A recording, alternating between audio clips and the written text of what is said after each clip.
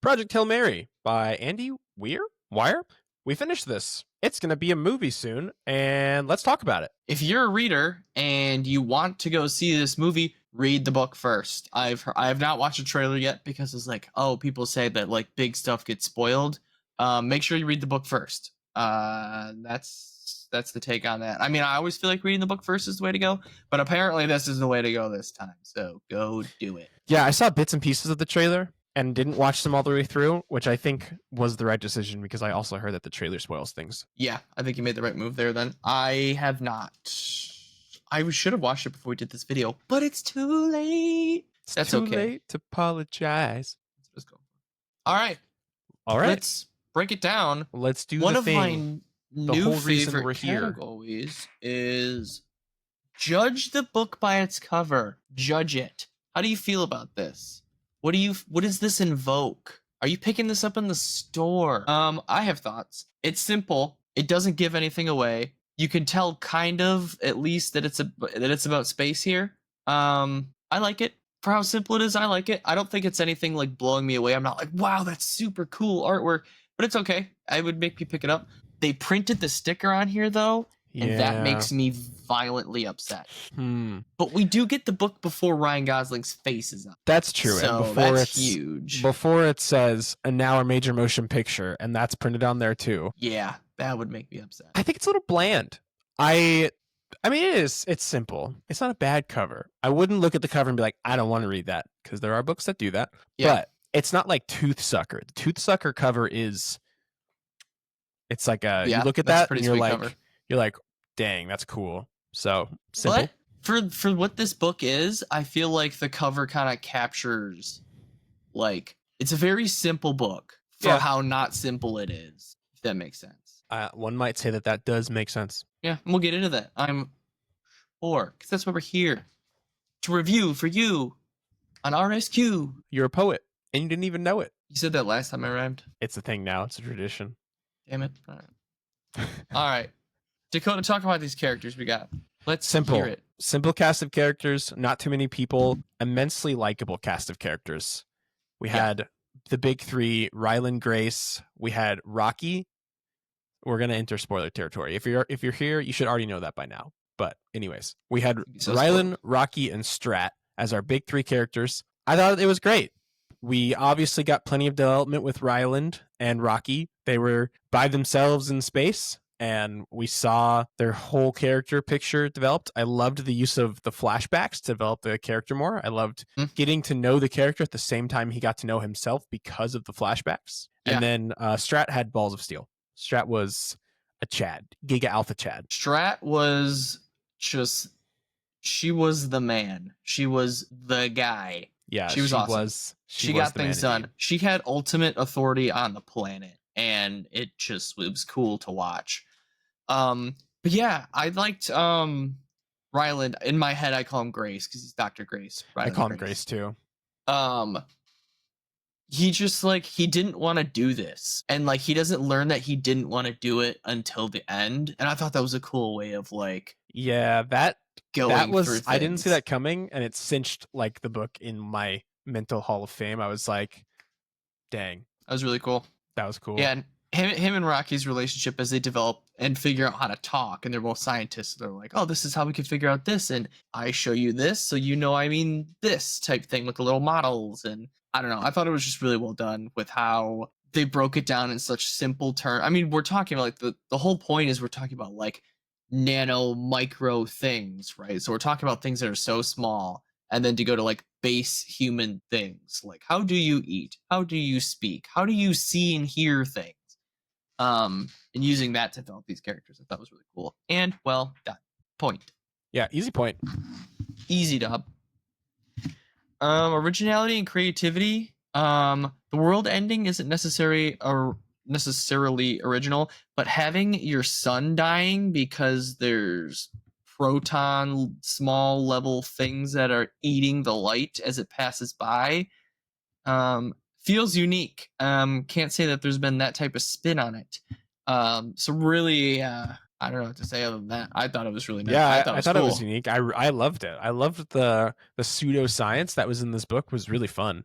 The whole concept of this like ultra efficient energy absorption cellular bug was really cool. And the fact that the thing that's destroying Earth would actually solve all of Earth's problems in terms of like fuel, like and energy. Two of these little nothings or whatever could power like New York for like whatever he said, like hundreds of years or something like that. It was just crazy, like the scale. Yeah, it was a really unique twist to give it this would solve all of the Earth's problems if it wasn't an apocalyptic event. Yeah, the context super mattered. But easy point. Dang book to stay up. How'd you feel about our ending of the no. How do you feel about the story in general?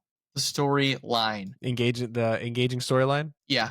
Were you engaged? You have to flip it on the templates so next time we do it in the right order. I did. It's there. You can't see it, but I can see it. I can see it now. They can't see it. That's because I just moved it, maybe. I don't know. Tell us. The storyline. Yeah, I was engaged. It was really interesting the whole time. I liked the mystery when he wakes up and he doesn't know who he is or where he is, and he's like, Am I in space? What's happening here? That was fun. I liked the drama that was happening on planet Earth in the flashbacks. That was fun. I mean, the storyline was great. It was compelling. The story was, I definitely wanted to know what was going to happen. Where is he going to go? Where's our main character going to end up? Is he going to die? Is he going to live? Is Earth going to explode? Yeah, and I thought the progression of it was really intriguing. Like you said, from waking up into space and be like, I don't know who I am or why I'm here, but I'm just going to figure things out so I don't die. And then getting memories back slowly but surely and then figuring things out.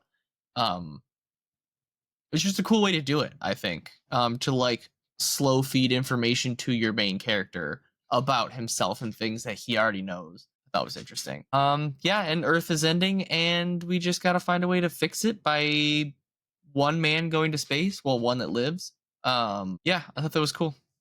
And the fact that he had two companions that were gonna come with him and just they died for some reason. Yeah, they just didn't live. That was me being in a coma for 4 years will do that apparently. Yeah, apparently. Well, sucks to suck for them. Oh yeah, story was fantastic. I'm excited for the movie. I'm excited to see how they do it because a lot of this is a lot of internal monologue. I feel like and like figuring things out. So I wonder how that's going to translate into the big screen. Yeah, it's going to be really interesting, and I think that the cast of character. I think that Ryan Gosling's going to do a good job. I think it's going to be fun. It's definitely going to be a fun movie, but I'm also interested to see how we're going to get the like internal dialogue. Yeah, I feel like it has the potential to be really good, but I think that if it misses the mark, it's going to be like a wide miss. Like, yeah. So, but we haven't read The Martian, and they did a good job adapting that. So that's true. We shall see. Someone discovered Andy Weir and said, his stuff's good. Let's just make movies out of all of it. Andy Weir also wrote The Martian. I don't know if we said that. Yeah. Next one. Story end. Wrap up. I gave that a point. Me too. It was good.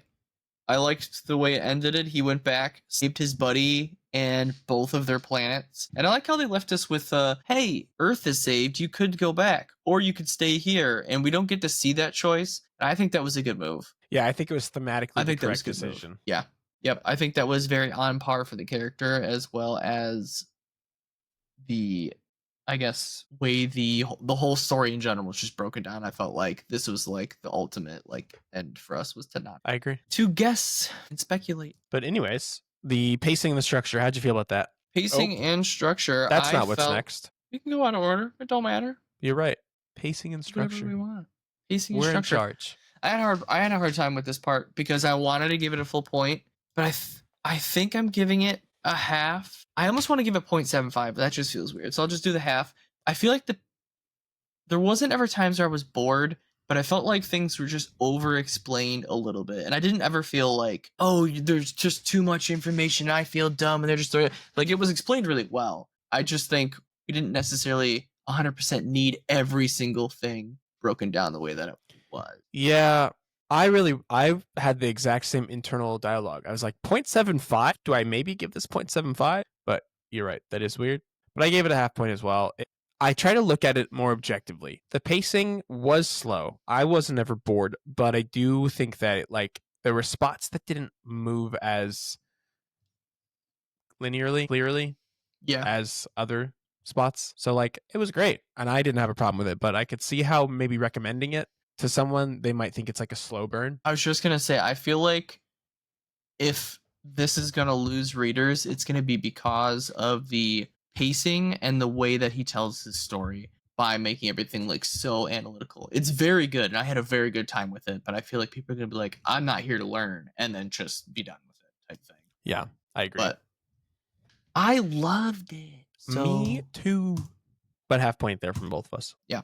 Yep. World building and our setting. Dakota. Slam dunk. I thought that the setting that he gave us on Earth was great. He really painted a picture of an Earth that's facing an apocalypse, and one woman gets full authority to make decisions, and then predictions of famine and war and Earth fighting. That was all great. And then, I mean, all the world building in space was great too.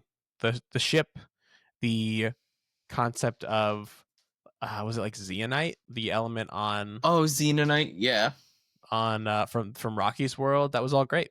It was good. I thought the tone was set so well with the world building that, hey, like, we have to put this one person in charge because there cannot be any bureaucracy, because the world will just cool because the sun will stop heating us and we'll all die. Things have to be moving. This is dire. We can't test everything.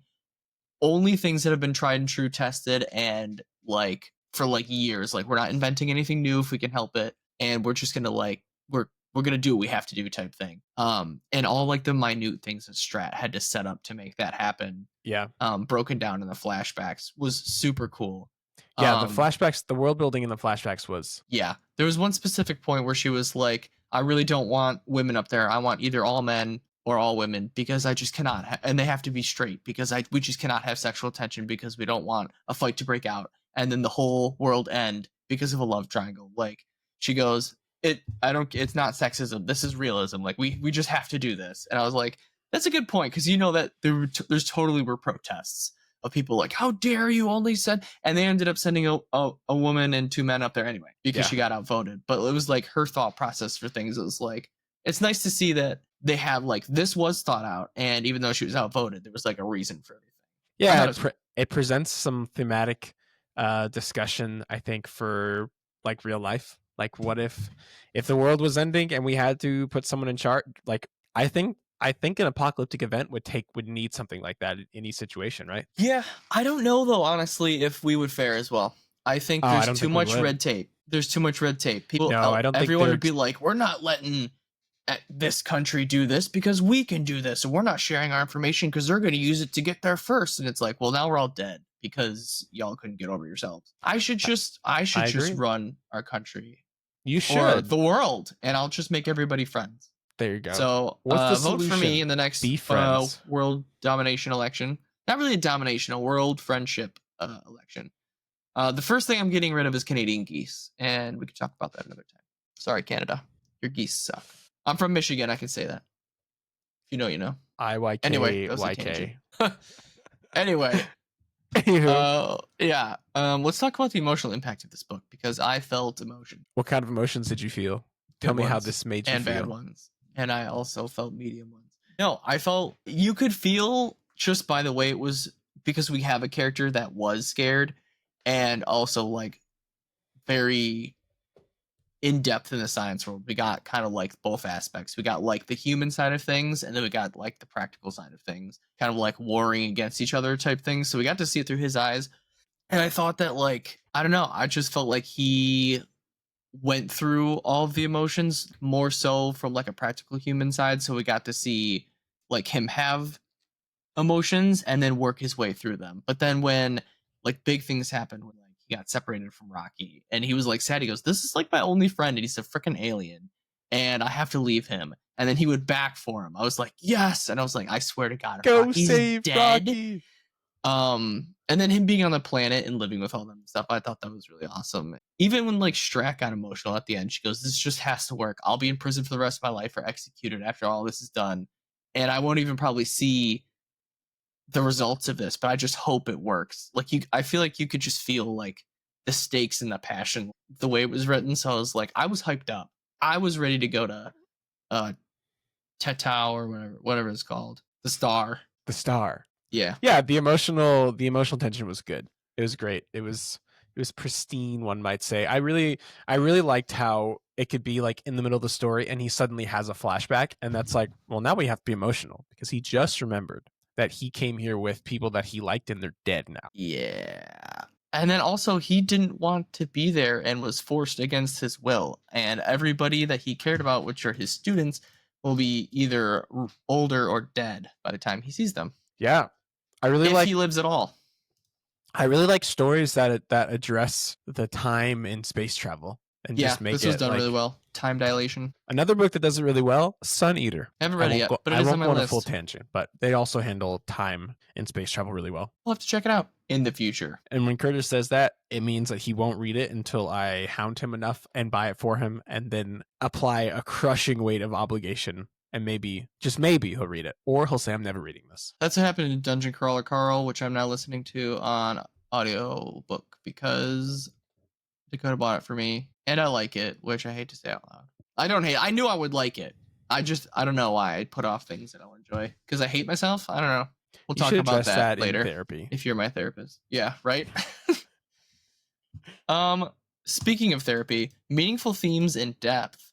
I felt very easy to detect themes. Very easy to pinpoint. They weren't hidden, but I felt like that was on purpose. Like, here are the themes. They're heavy, though. Easy to detect, but they're heavy. Like, would you sacrifice yourself and know you're going to die to save all of humanity?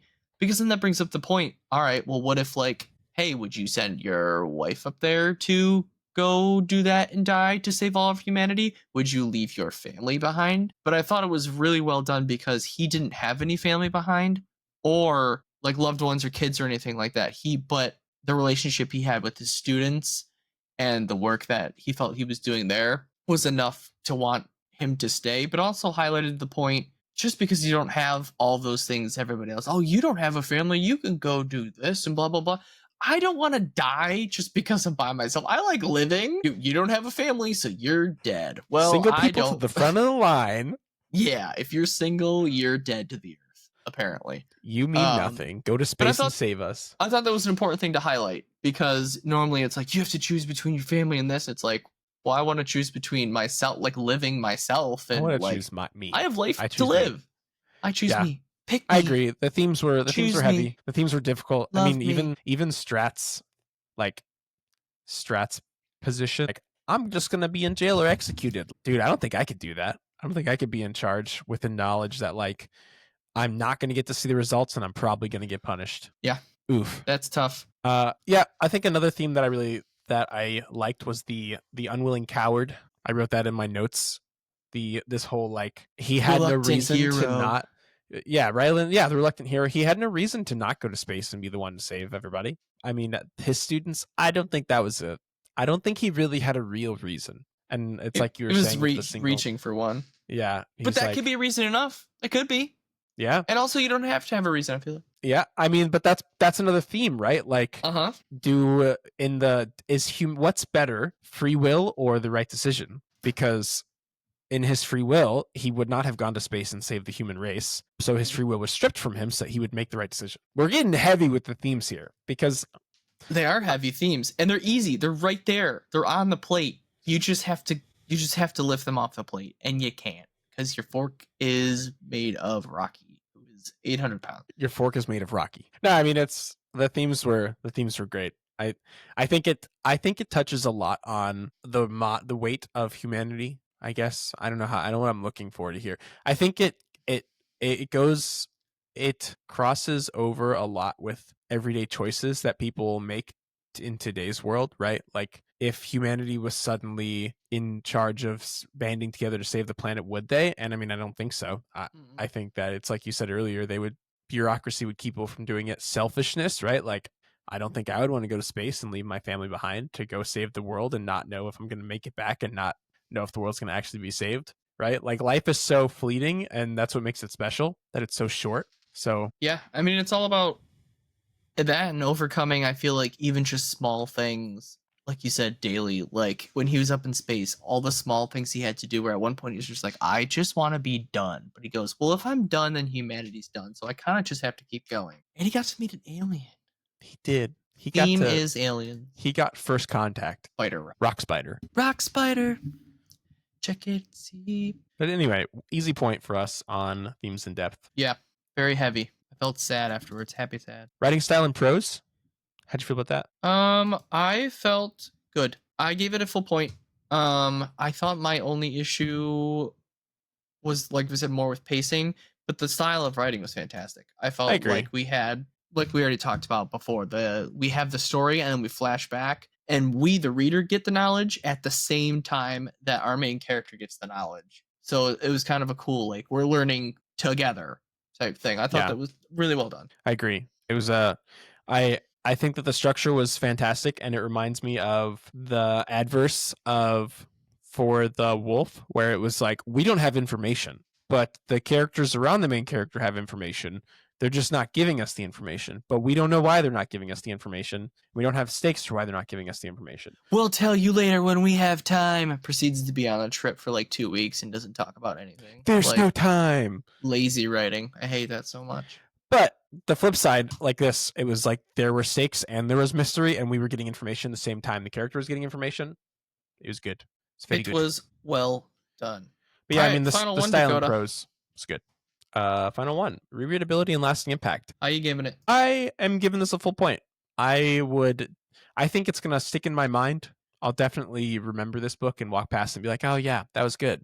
And I'll definitely I've been thinking about it since we finished it. And I think I would reread this.